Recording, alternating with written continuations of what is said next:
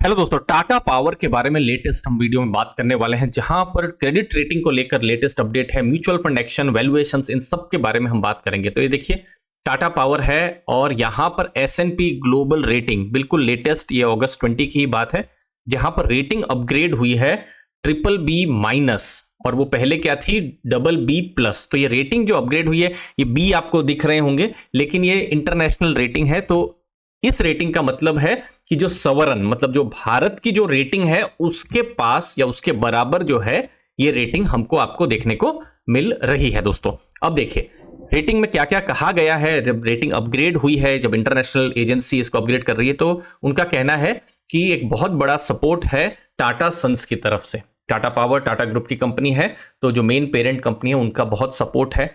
दूसरी चीज है, प्रॉफिट उनके इंक्रीज हो रहे हैं और कैश फ्लो जो है टाटा पावर की तरफ से प्रिडिक्टेबल भी हो रहा है। आप ये देखिए, पिछले साल जो यहां पर जो प्रॉफिट्स जो थे 4280 करोड़ के प्रॉफिट्स थे, आप यहां पर देख सकते हैं। और अगर हम 4 साल पहले 2020 की अगर हम बात करते हैं, तो देखिए 1316 करोड़ के प्रॉफिट थे। तो प्रॉफिट ईयर ऑन ईयर हमको इंक्रीज होते हुए भी नजर आ रहे हैं। रेटिंग जैसे हमने डिस्कस किया सवरन के जैसा है।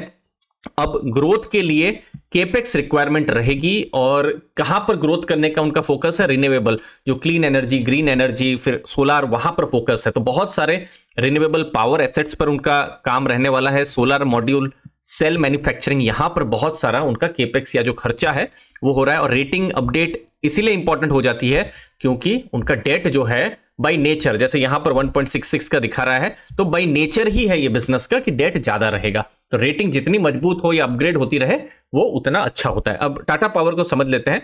ये एक पावर सेक्टर की कंपनी है, और अभी आप देखेंगे क्लीन और ग्रीन एनर्जी का उनका पोर्टफोलियो है, बड़ा पोर्टफोलियो पाइपलाइन में भी है।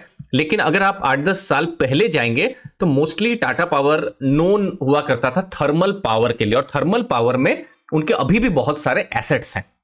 उसके अलावा ट्रांसमिशन के भी एसेट्स हैं, फिर डिस्ट्रीब्यूशन भी है, जैसे ओडिशा स्टेट में उनका डिस्ट्रीब्यूशन का बिजनेस है। फिर पंप हाइड्रो प्रोजेक्ट, ये भी एक मेगा थीम बनकर आ रही है, यहां पर भी टाटा पावर के काम है। फिर सोलर ईपीसी, फिर सेल मैन्युफैक्चरिंग, ये सब प्रोजेक्ट्स हैं। फिर साथ साथ में इलेक्ट्रिक व्हीकल के चार्जिंग स्टेशन पर भी उनके काम है।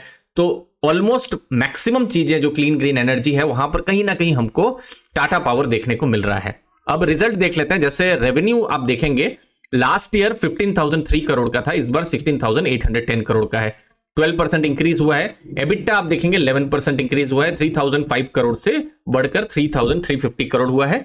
और प्रॉफिट में भी हमको इंक्रीज देखने को मिल रहा है। जैसे कि हमने देखा कि 8.8 गीगावाट का उनका थर्मल का है, लेकिन मैक्सिमम अब जो पाइपलाइन आपको देखने को मिलेगी वो हाइब्रिड का देखने को मिलेगा और सोलार का देखने को मिलेगा। तो सब पाइपलाइन को भी अगर आप ऐड कर देते हैं तो 20 गीगावाट के आसपास में टोटल कैपेसिटी होने की उम्मीद है। और धीरे धीरे करके हम देखेंगे कि जो कोल या जो थर्मल था वो धीरे धीरे करके कम हो रहा है। जैसे आप देखिए यहां पर 2015 में, जैसे हमने डिस्कस किया ना, 84% वो थर्मल ही था।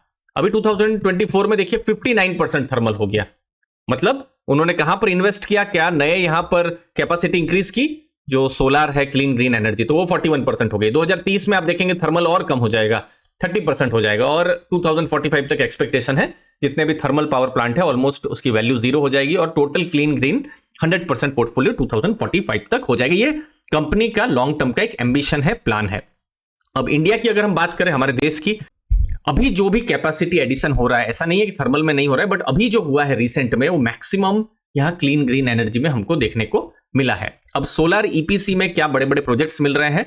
यहां इनफैक्ट जो ऑर्डर बुक है Q1 में थोड़ा सा कम हुई है, 13,018 करोड़ है, जो कि Q4 के समय में 13,385 करोड़ थी। तो ये जरा सा माइनर डिप हमको देखने को मिल रहा है। बाकी जो ऑर्डर बुक है उसमें maximum Tata power, SJVN, NTPC, NLC, NHPC, उनकी तरफ से प्रोजेक्ट्स उनको मिल रहे हैं। फिर इलेक्ट्रिक व्हीकल चार्जिंग में भी आप देखेंगे यहां पर भी इंक्रीज देखने को मिल रहा है। टोटल आप देखेंगे 81 चार्जिंग पॉइंट्स जो Q1 है वहां पर इंक्रीज हुए हैं। 23 सिटीज और जोड़ी गई है। होम चार्जर्स 13,045 और जोड़े गए हैं, अगर हम Q1 की ही बात करते हैं। अब ये एक नेक्स्ट बहुत बड़ी इवेंट होने वाली है, वो है सेल मैन्युफैक्चरिंग प्लांट, 4.3 गीगावाट का cell and module manufacturing plant. अब इस पर एक्सपेक्टेड है ये जो अगस्त सितंबर में कुछ हमको पता चले, क्योंकि Q2 का उन्होंने कहा है कि ये कमिश्निंग हो जाना चाहिए। तो अब देखते हैं, आने वाले दिन पर इस पर क्या न्यूज आती है या फिर हमको Q2 के रिजल्ट के समय में पता चलेगा, वो हमको बाद में पता चलेगा। फिर सोलर रूफटॉप गवर्नमेंट की तरफ से बहुत बड़ा पुश है।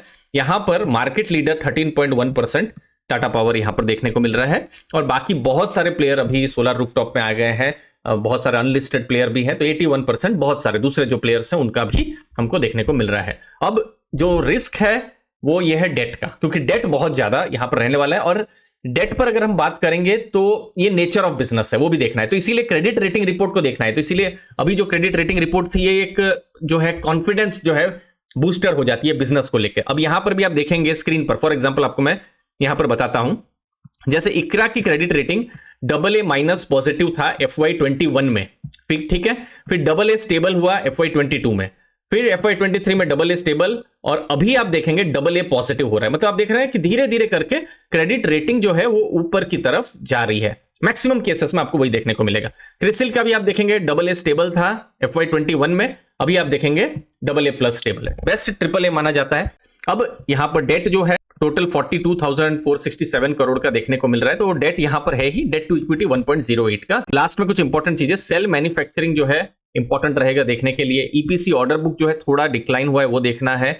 गवर्नमेंट सोलर रूफटॉप पर इंसेंटिवाइज कर रही है जो कि पॉजिटिव है, लेकिन ये बड़े बड़े प्रोजेक्ट्स हैं, बड़ा बड़ा केपेक्स हो रहा है, बड़ा बड़ा डेट हो रहा है, लेकिन अगर इसमें कोई भी डिले होता है तो बिजनेस के लिए नेगेटिव हो सकता है। तो हर क्वार्टर में बिजनेस ग्रोथ को भी देखते रहना है कि कोई मेजर शॉक या सरप्राइज आने वाले टाइम में ना आ जाए। तो बिजनेस अभी स्टीडी चल रहा है, ग्रोइंग चल रहा है, लेकिन आने वाले टाइम में डेट वाला पार्ट और फिर किस तरीके से केपेक्स और कमीशनिंग उससे रिलेटेड काम हो रहा है उसको भी देखना जरूरी है। लास्ट में हम लोग वैल्यूएशन पर बात कर लेते हैं। पी रेशियो 37 का देखने को मिल रहा है।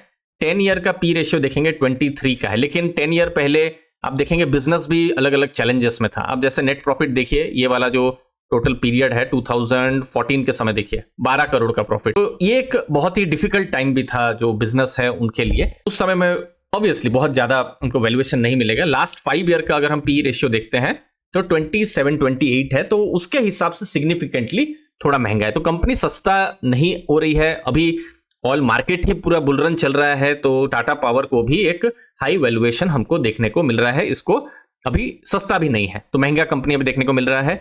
नेक्स्ट, म्यूचुअल फंड की क्या एक्टिविटी है। कुछ फंड्स ने यहां पर बाई किया है, जैसे ICICI इंडिया अपॉर्चुनिटी 4.12%, मेरे एसेट लार्ज एंड मिड 0.4%, बहुत ज्यादा वेट नहीं है। Franklin blue chip 0.92%, HDFC savings 1.18%। अब ये फंड ने ट्रिम किया है एक्सिस ब्लू चिप 0.61%, उन्होंने ट्रिम किया है, बाकी 4 ने ऐड किया। तो म्यूचुअल फंड की तरफ से थोड़ा न्यूट्रल से पॉजिटिव की तरफ एक्शन देखने को मिल रहा है। पॉजिटिव में देखेंगे तो लॉन्ग टर्म की जो मेगा थीम है उस पर बहुत सारे काम हो रहे हैं टाटा पावर की तरफ से, लेकिन कंपनी सस्ते में भी नहीं मिल रही है, और आने वाले टाइम में देखना है कि इंप्लीमेंटेशन किस तरीके से हो रहा है, जो कैपेसिटी एडिशन है, और फिर ग्रोथ या एबिटा किस तरीके से इंक्रीज हो रहा है। मुझे उम्मीद है इस वीडियो से आपको बिजनेस एनालिसिस पर मदद मिली होगी। आपके कीमती समय के लिए बहुत बहुत धन्यवाद। थैंक यू दोस्तों।